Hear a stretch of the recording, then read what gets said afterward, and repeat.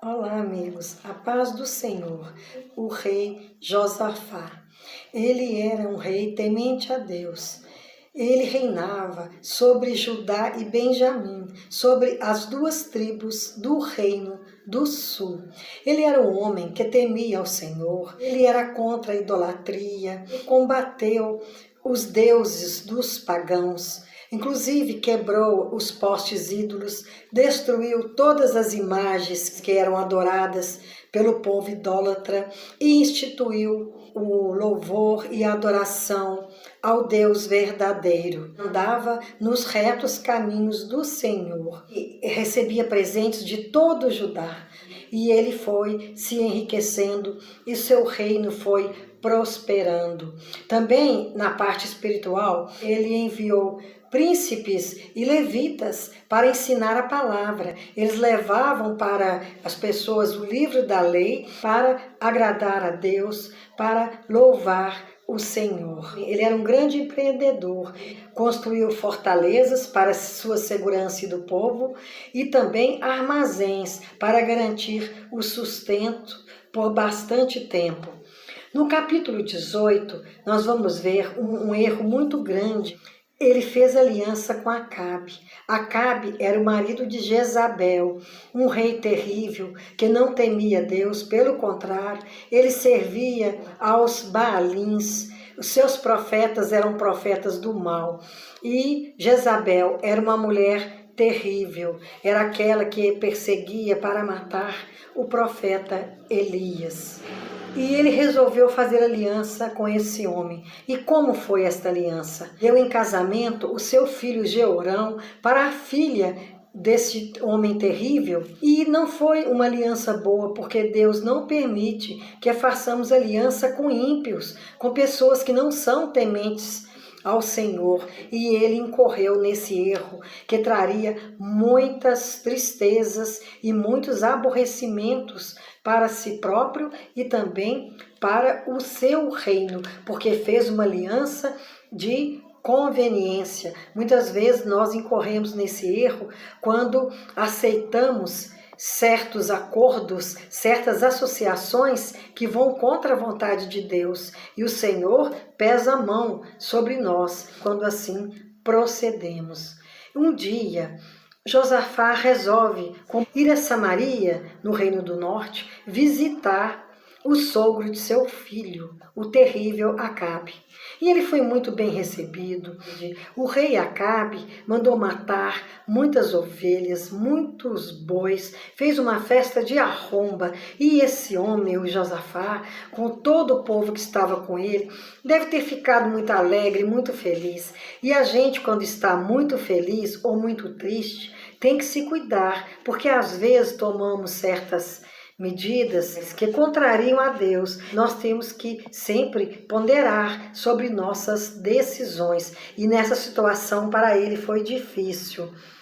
O rei Acabe propôs que eles se juntassem numa guerra, os dois reis, para retomar Remote Gileade, que é uma cidade de refúgio, uma cidade dos levitas, que o rei sírio havia prometido devolver ao povo de Israel. Ele não devolveu. O convite foi para que os dois reis se unissem com seus exércitos e atacassem e tomassem esta cidade. No momento, ele falou que sim, que iria. Depois, ele raciocinou um pouco e pediu que os profetas se pronunciassem. Baal, ele vai ser ouvido através dos 400 profetas que respondiam por Baal, que era um deus pagão. E esses 400 profetas, eles se apresentaram e quando perguntados, eles, como sempre, agradavam o rei. Como a profecia deles era falsa, como também eram deuses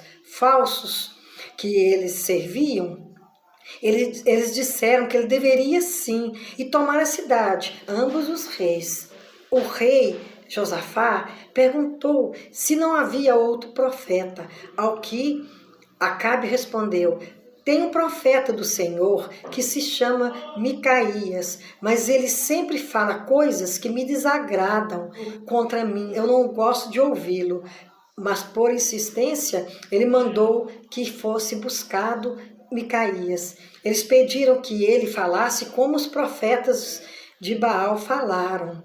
Então ele fez o que eles pediram. Só que Acabe não se conformou com a resposta dele e disse: não minta para mim, eu quero saber a verdade, se eu devo ir e atacar Remote Gileade.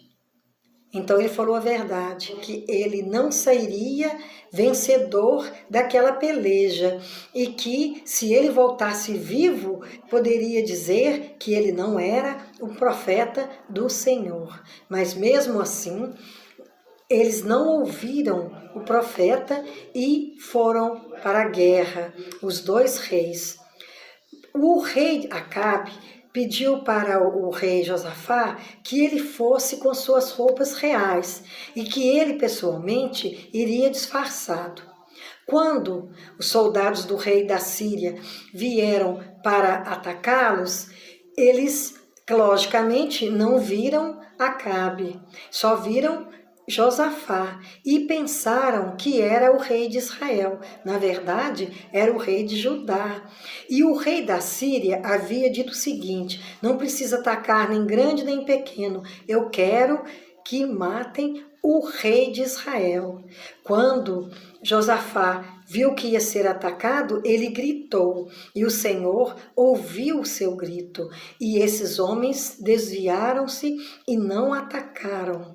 E aconteceu que o rei Acabe, ele estava disfarçado, mas um dos guerreiros, ele lançou uma flecha a esmo, e essa flecha tinha uma direção.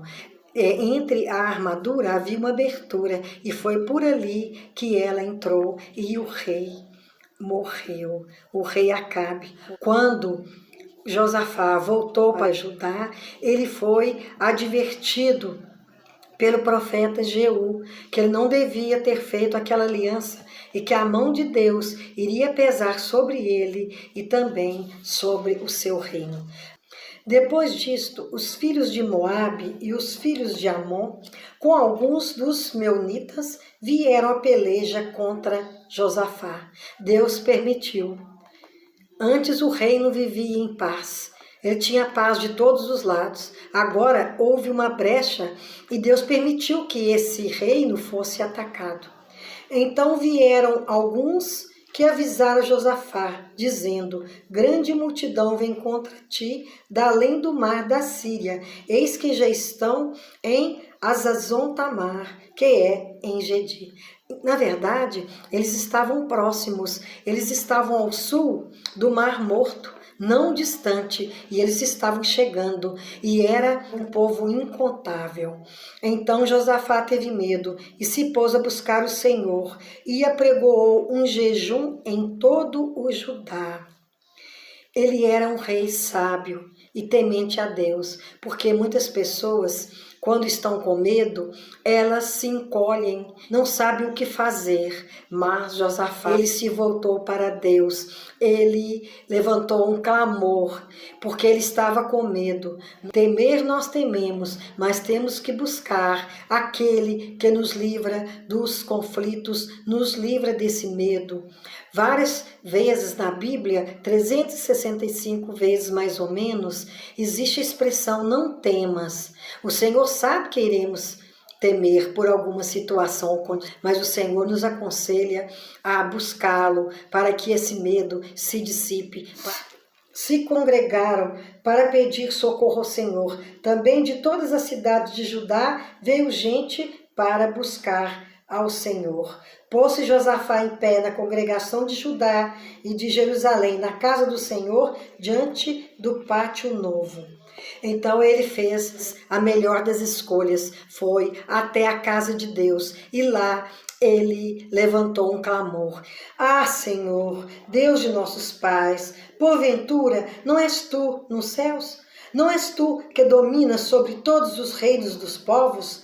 Na sua mão está a força e o poder, e não há quem te possa resistir. Aqui ele está falando do poder de Deus, como o braço de Deus é forte para sustentar todos que buscam por ele. ele lembra ao Senhor que só o Senhor pode salvá-lo, pode vencer por ele, porque ninguém há que resista ao poder, à força do Senhor. Porventura, ó nosso Deus, não lançaste fora os moradores desta terra de diante do teu povo de Israel, e não a deste para sempre a posteridade de Abraão, teu amigo?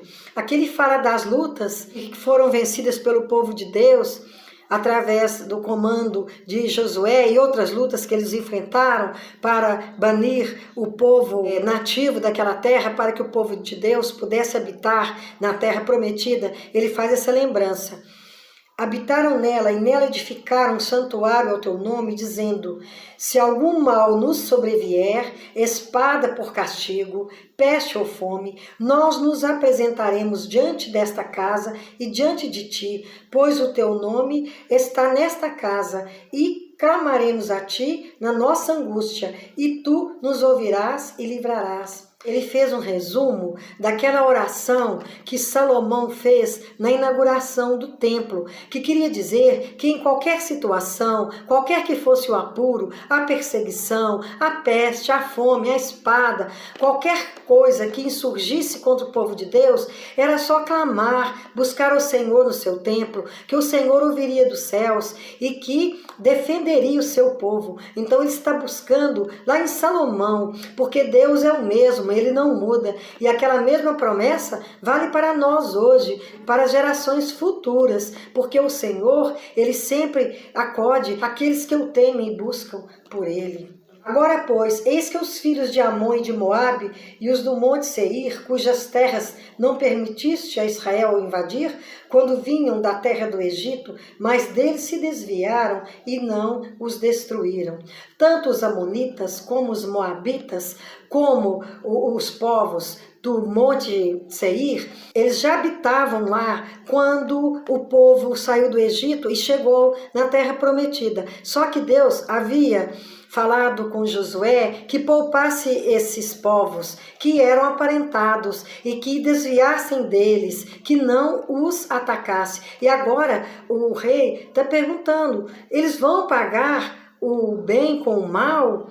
Então ele não está conformando com essa injustiça, como nós também não conformamos com a injustiça. Deus é a justiça, então eles também não estavam conformando com o que estava acontecendo, porque a terra era uma herança dada por Deus ao povo de Israel, e esse povo tinha sido poupado. Agora essas três nações, elas estavam insurgindo contra o povo de Deus.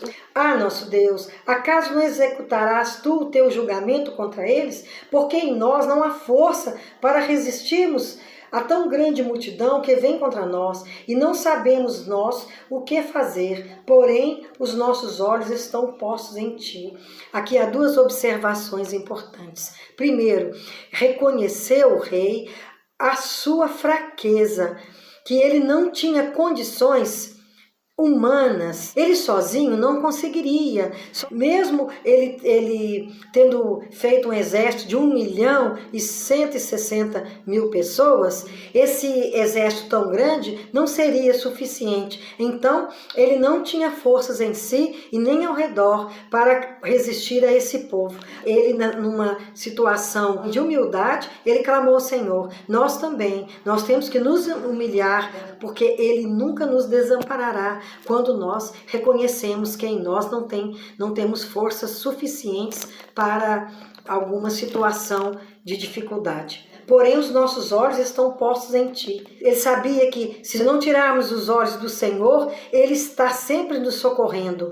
Aqui a gente lembra de Pedro, quando quis andar sobre as águas, ir ao encontro do Senhor Jesus. Quando ele mantinha os olhos fixos no Senhor, ele conseguia ficar sobre as águas. Quando ele duvidava e olhava para baixo, que ele via as ondas, ele sentia medo e ele afundava. Então nós também não podemos tirar os nossos olhos do Senhor, estar sempre com foco no poder dele, porque ele é misericordioso e ele sempre está nos socorrendo e nos nossos temores.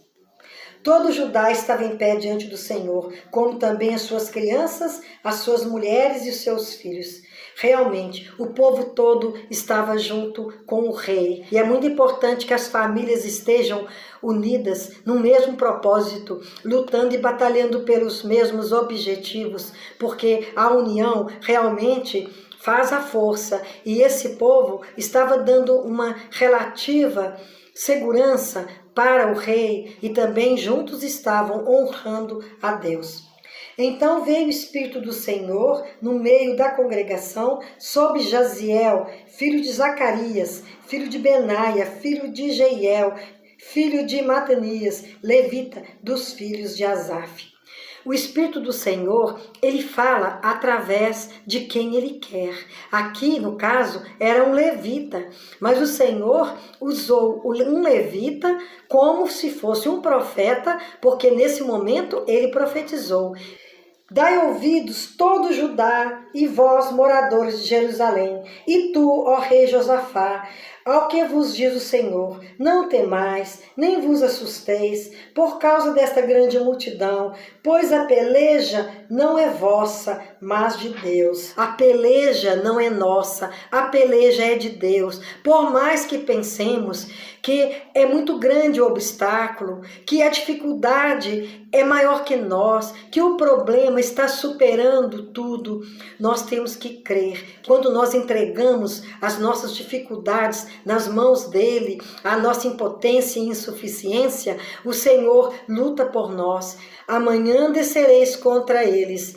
Eis que sobem pela ladeira de Ziz, encontrá-los-ei no fim do vale, defronte do deserto de Jeruel. Agora estava marcada a data e o lugar.